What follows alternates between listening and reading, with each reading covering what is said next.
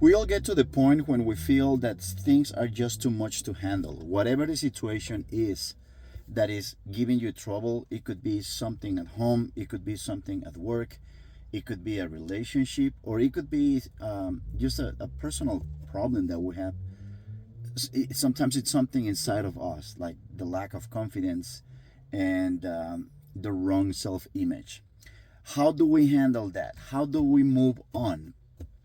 How how do I get to not control, but at least being able to handle the situation, the stress, the anxiety, all those emotions that we're getting from difficulties in life and adversity. There are things that we can control and there are things that we cannot control.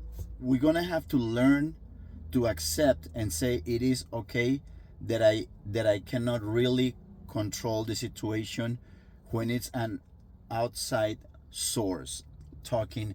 I'm probably having problems at work because I don't get along with one of my coworkers, or I'm probably having problems at school because I don't get along with one of the other students that I have in my classes. So thinking that we're gonna get to the point where we're gonna make that person that gives us a hard time behave in a way that is going to make things easy is impossible. There is no way. Whenever it is something that is on the outside world, don't even consider the fact that, okay, I can probably make this thing work in the way I want. I can probably make this person change the behavior and behave the way I want it and the way it's more pleasurable for me. It's easier for me to get along with him or her. You got to consider the fact that there are going to be things on the outside world that we cannot control, and that's why we have to focus on the things that we can control. The things that we can control is how you react to that person. How do you react? Are you reacting to the problems that you're having? How are you reacting in the moment whenever we hear that thing that we don't like? Whatever it is, it could be a problem, it could be a person, a situation, an event, a project, a goal, something that really scares you, something that gets you nervous. Start paying attention to how you're reacting in when you're previous to that situation, during the situation, and after the situation. You want to have the mental preparation. If you have a new job, and let's say you're starting the new job tomorrow, you gotta have the idea in your mind that I'm probably gonna have someone at work. I'm probably gonna meet someone that I'm not gonna like, and you have to be ready for that. When you have the prevention and you're preparing yourself for that situation, when that situation arrives, it's not a surprise for you, and you will be much readier. You will have a much better response to the situation than seeing it coming, or not seeing it coming, but it just happening as a surprise. And then it's a surprise and you say, wow, I didn't expect that I was going to have the same problem here that I had in my previous job, or in the school that I was before. So one of the things that you need to or I would say the one thing that you need to start paying attention, at least at first, is the things that you can control. There are always gonna be there is always gonna be something or someone that you don't like, and you have to be okay with it. The fact that that person or that situation is giving you so much trouble is not necessarily that the situation of the person is that bad. I mean, they could be terrible, but in the end, it's us that make that problem much bigger because we're paying too much attention to it. And every day, every moment, every time that we're thinking about that person or situation, we just make it bigger and bigger. As the more we look at it, the more our power to control it diminishes. It shrinks, it gets smaller. And the more that situation gets bigger and bigger and bigger, until we get to the point that we look at it like overwhelming and completely, we believe that it is out of our control to handle it. Pay attention to the reactions that you have when you find yourself in difficult situation. Analyze the situation and think, what can I control here, and what are the things that I cannot control. Don't even consider if it's an outside sources, outside situations, people.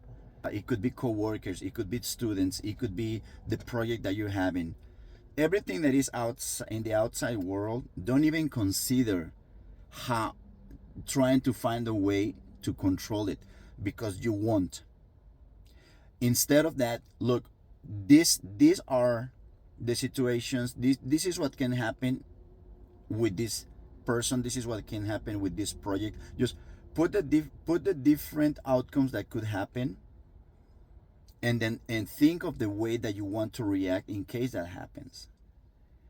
And that is going to give you a much better perspective of the things. If the situation comes up and you already had it in mind, you're not going to be surprised. You're going to be more aware of what you're doing when that happens, and you're going to be more aware of how to handle it. So like the kids that I train, I always tell them, there is nothing you can do when you're playing in competition at anything.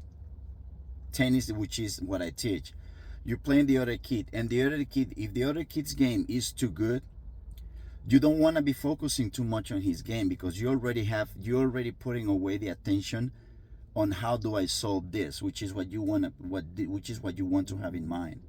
I don't want to pay attention to the kid, because the more you pay attention to him, the better he's going to look, the faster he's going to look, the stronger he's going to look. And your mind, when we face difficult situations, one of the things that our minds do automatically is anything in the environment outside, in the outside world and the inside world, anything that the mind can, is going to use it as a stimuli to give you a hard time, to crush you, to attack you, to make you feel less.